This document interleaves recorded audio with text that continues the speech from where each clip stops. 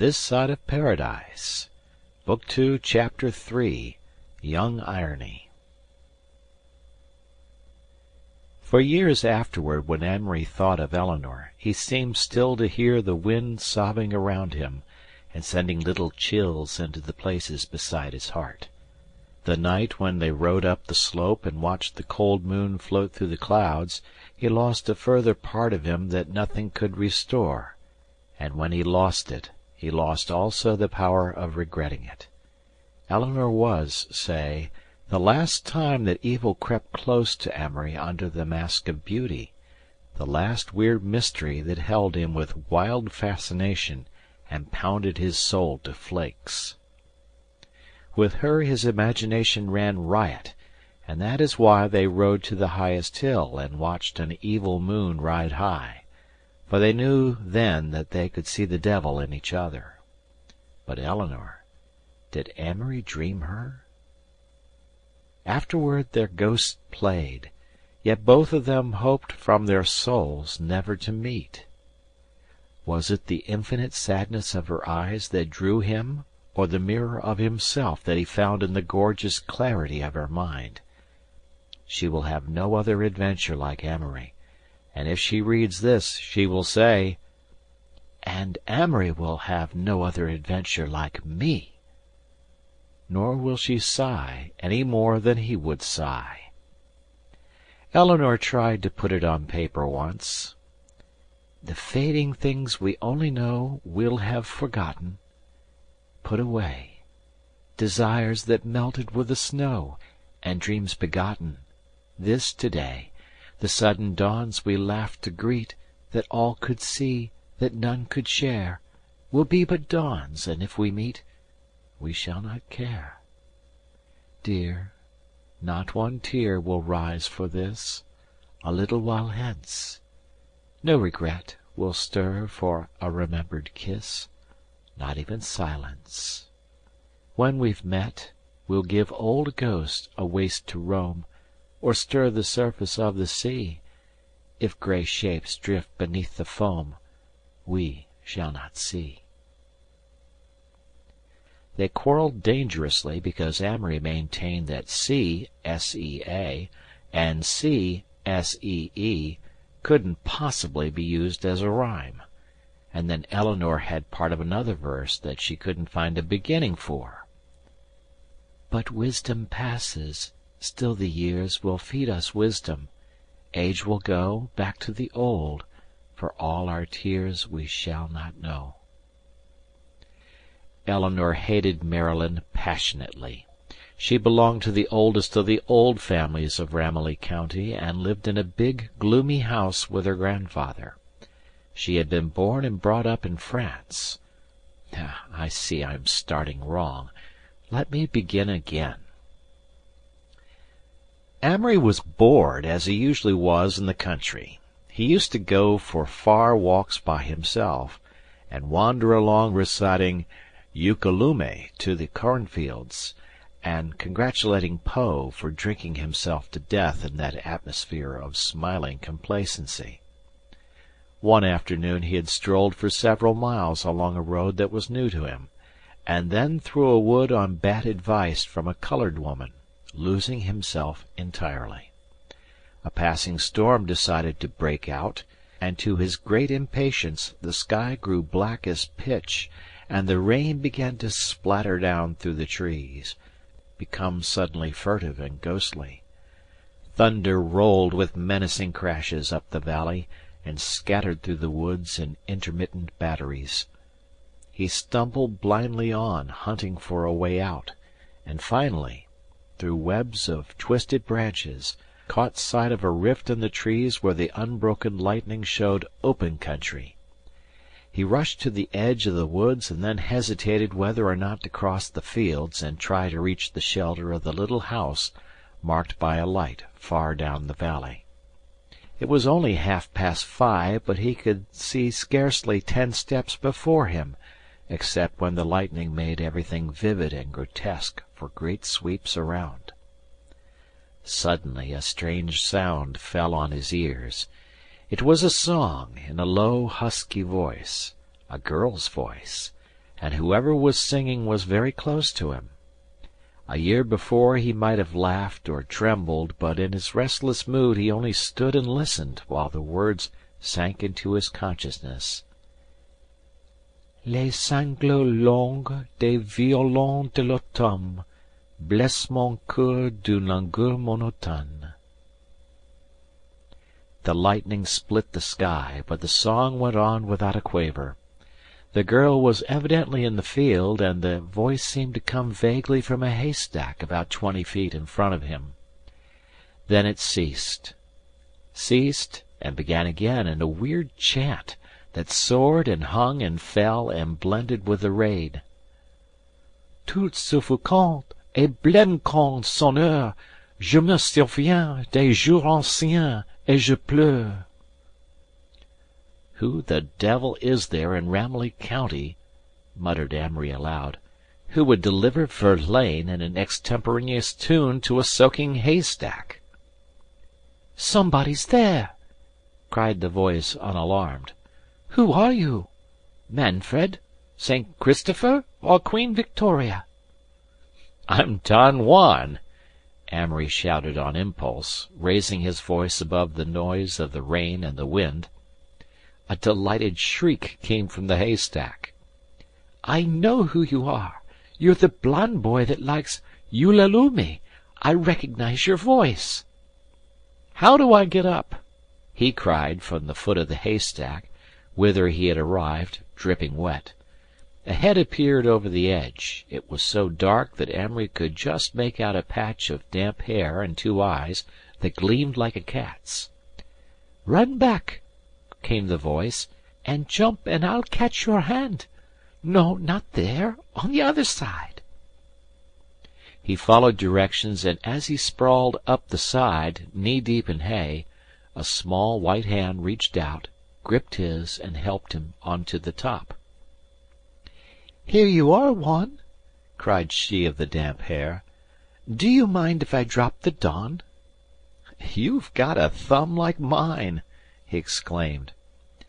"And you're holding my hand, which is dangerous without seeing my face."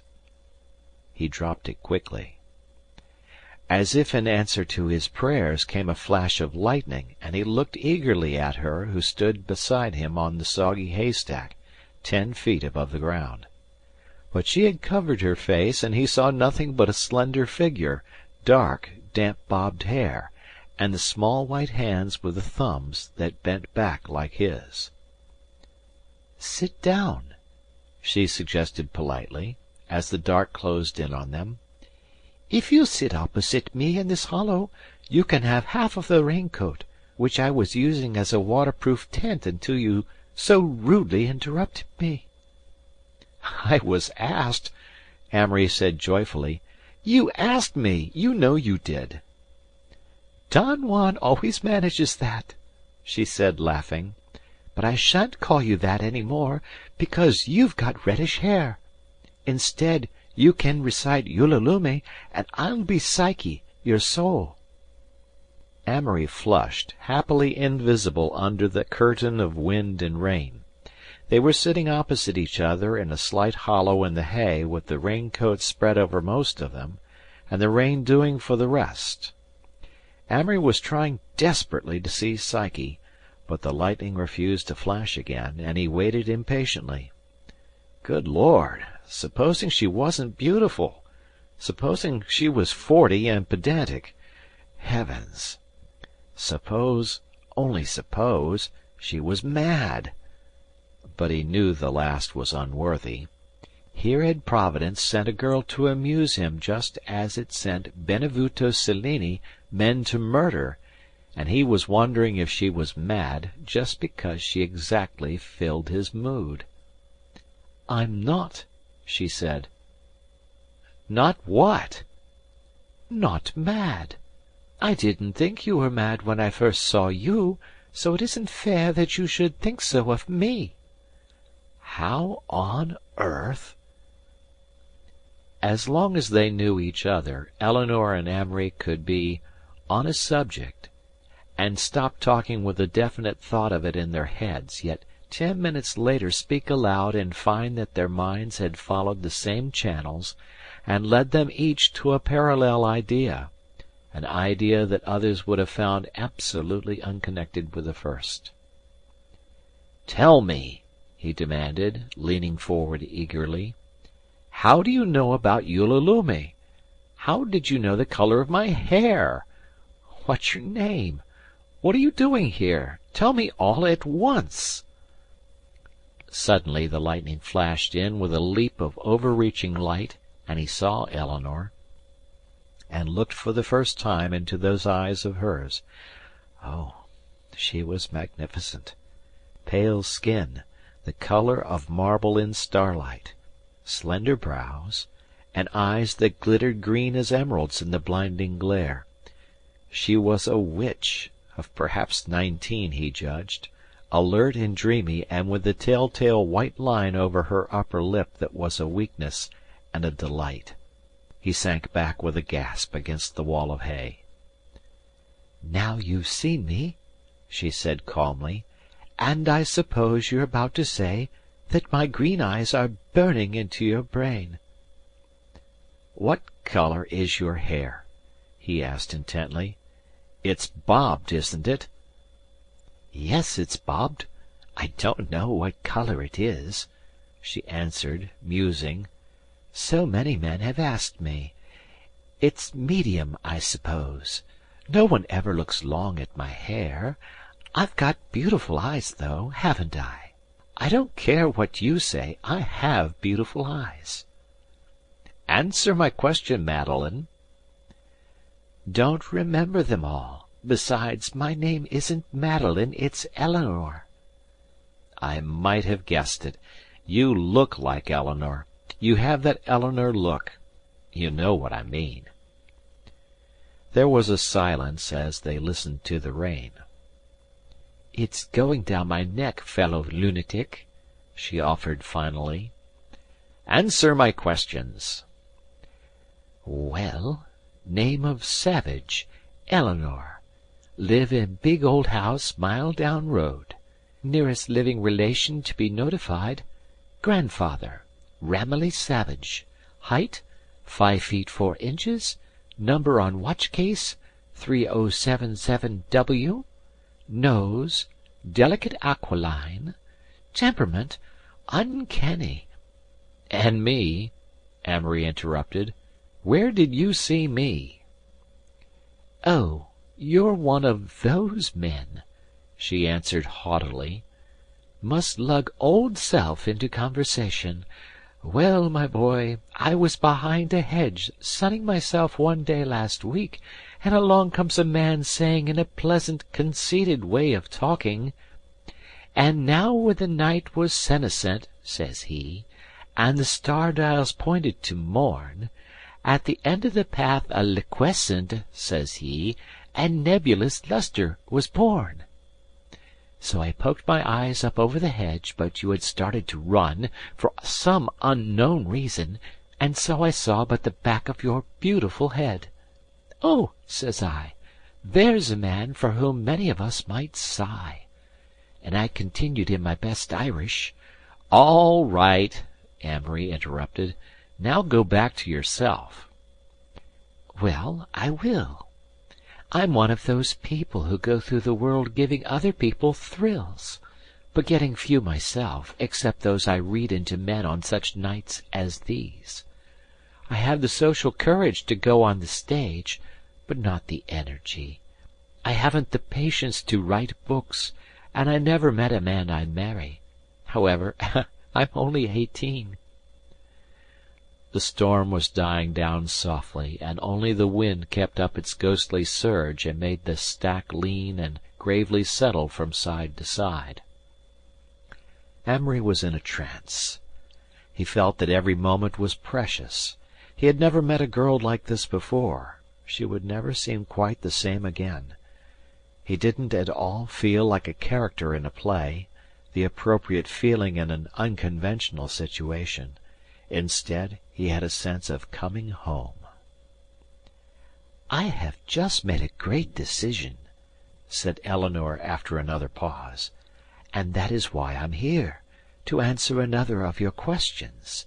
I have just decided that I don't believe in immortality." "Really? How banal!" "Frightfully so," she answered, "but depressing with a stale, sickly depression nevertheless. I came out here to get wet, like a wet hen. Wet hens always have a great clarity of mind," she concluded. "Go on," Amory said politely. "Well, I'm not afraid of the dark, so I put on my slicker and rubber boots and came out. You see, I was always afraid before, to say I didn't believe in God, because the lightning might strike me. But here I am, and it hasn't, of course. But the main point is that this time I wasn't any more afraid of it than I had been when I was a Christian Scientist, like I was last year. So now I know I'm a materialist, and I was fraternizing with the hay when you came out and stood by the woods scared to death." "Why, you little wretch!" cried Amory indignantly. "Scared of what?" "Yourself," she shouted, and he jumped. She clapped her hands and laughed. "See? See? Conscience kill it like me. Eleanor Savage, materiologist. No jumping, no starting, come early." "But I have to have a soul," he objected. "I can't be rational, and I won't be molecular."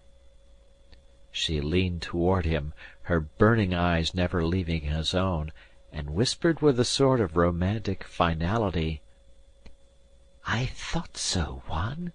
I feared so. You're sentimental. You're not like me. I'm a romantic little materialist." "I'm not sentimental. I'm as romantic as you are. The idea, you know, is that the sentimental person thinks things will last. The romantic person has a desperate confidence that they won't." This was an ancient distinction of Amory's. "Epigrams. I'm going home," she said sadly. "Let's get off the haystack and walk to the crossroads." They slowly descended from their perch. She would not let him help her down, and motioning him away, arrived in a graceful lump in the soft mud, where she sat for an instant, laughing at herself. Then she jumped to her feet and slipped her hand into his, and they tiptoed across the fields, jumping and swinging from dry spot to dry spot. A transcendent delight seemed to sparkle in every pool of water, for the moon had risen, and the storm had scurried away into western Maryland. When Eleanor's arm touched his, he felt his hands grow cold with deadly fear lest he should lose the shadow brush with which his imagination was painting wonders of her. He watched her from the corner of his eyes, as ever he did when he walked with her. She was a feast and a folly, and he wished it had been his destiny to sit forever on a haystack and see life through her green eyes. His paganism soared that night, and when she faded out like a gray ghost down the road, a deep singing came out of the fields and filled his way homeward. All night the summer moths flitted in and out of Amory's window. All night large looming sounds swayed in mystic reverie through the silver grain, and he lay awake in the clear darkness. September. Amory selected a blade of grass and nibbled at it scientifically. "I never fall in love in August or September," he proffered. "When, then?" "Christmas or Easter. I'm a liturgist." "Easter." She turned up her nose. "Huh. Spring in corsets." "Easter would bore Spring, wouldn't she? Easter has her hair braided, wears a tailored suit." "Bind on thy sandals, O thou most fleet, over the splendor and speed of thy feet," quoted Eleanor softly, and then added, "I suppose Halloween is a better day for autumn than Thanksgiving." "Much better, and Christmas Eve does very well for winter, but summer "Summer has no day," she said. "We can't possibly have a summer, love. So many people have tried that the name's become proverbial. Summer is only the unfulfilled promise of spring, a charlatan in place of the warm, balmy nights I dream of in April. It's a sad season of life without growth. It has no day." "Fourth of July," Amory suggested facetiously. "Don't be funny," she said, raking him with her eyes. "Well, what could fulfill the promise of spring?" She thought a moment. "Oh, I suppose heaven would, if there was one," she said finally. "A sort of pagan heaven. You ought to be a materialist," she continued irrelevantly. "Why?" "Because you look a good deal like the pictures of Rupert Brooke." To some extent Amory tried to play Rupert Brooke as long as he knew Eleanor. What he said, his attitude toward life, toward her, toward himself, were all reflexes of the dead Englishman's literary moods. Often she sat in the grass, a lazy wind playing with her short hair, her voice husky as she ran up and down the scale from Grantchester to Waikiki. There was something most passionate in Eleanor's reading aloud. They seemed nearer, not only mentally but physically, when they read, than when she was in his arms, and this was often, for they fell half into love almost from the first. Yet was Amory capable of love now? He could, as always, run through the emotions in a half-hour, but even while they revelled in their imaginations, he knew that neither of them could care as he had cared once before. I suppose that was why they turned to Brooke, and Swinburne, and Shelley. Their chance was to make everything fine and finished and rich and imaginative. They must bend tiny golden tentacles from his imagination to hers, that would take the place of the great, deep love that was never so near, yet never so much of a dream.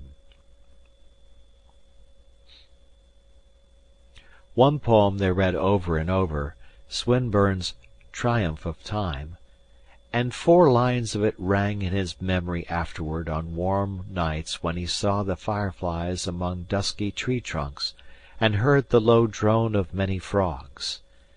Then Eleanor seemed to come out of the night and stand by him, and he heard her throaty voice, with its tone of a fleecy-headed drum, repeating, "Is it worth a tear, or is it worth an hour, to think of things that are well outworn?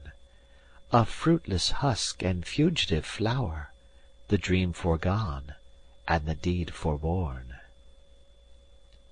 They were formally introduced 2 days later, and his aunt told him her history. The Ramilleys were 2, old Mr. Ramilly and his granddaughter Eleanor. She had lived in France with a restless mother whom Amory imagined to have been very like his own, on whose death she had come to America, to live in Maryland. She had gone to Baltimore first to stay with a bachelor uncle, and there she insisted on being a debutante at the age of 17.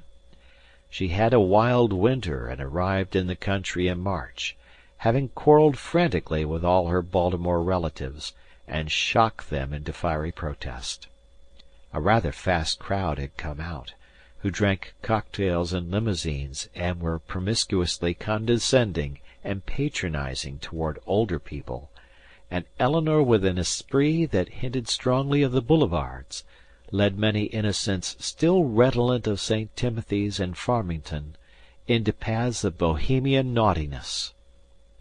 When the story came to her uncle, a forgetful cavalier of a more hypocritical era, there was a scene, from which Eleanor emerged, subdued, but rebellious and indignant, to seek haven with her grandfather, who hovered in the country on the near side of senility. That's as far as her story went. She told him the rest herself, but that was later. Often they swam, and as Amory floated lazily in the water, he shut his mind to all thoughts except those of hazy soap-bubble lands where the sun splattered through wind-drunk trees. How could anyone possibly think or worry, or do anything except splash and dive and loll there on the edge of time while the flower months failed? Let the days move over, sadness and memory and pain recurred outside, and here, once more, before he went on to meet them, he wanted to drift and be young. There were days when Amory resented that life had changed from an even progress along a road stretching ever in sight, with the scenery merging and blending, into a succession of quick, unrelated scenes, 2 years of sweat and blood, that sudden absurd instinct for paternity that Rosalind had stirred, the half-sensual, half-neurotic quality of this autumn with Eleanor. He felt that it would take all time, more than he could ever spare, to glue these strange, cumbersome pictures into the scrap-book of his life. It was all like a banquet where he sat for this half-hour of his youth and tried to enjoy brilliant Epicurean courses. Dimly he promised himself a time where all should be welded together. For months it seemed that he had alternated between being borne along a stream of love or fascination, or left in an eddy, and in the eddies he had not desired to think, rather to be picked up on a wave's top and swept along again. The despairing, dying autumn and our love, how well they harmonize, said Eleanor sadly one day, as they lay dripping by the water. The Indian summer of our hearts. He ceased. Tell me, she said finally, was she light or dark? Light. Was she more beautiful than I am? I don't know, said Amory shortly. One night they walked while the moon rose and poured a great burden of glory over the garden until it seemed fairyland with Amory and Eleanor, dim phantasmal shapes, expressing eternal beauty in curious elfin love moods. Then they turned out of the moonlight into the trellised darkness of a vine-hung pagoda, where there were scents so plaintive as to be nearly musical. "Light a match," she whispered. "I want to see you."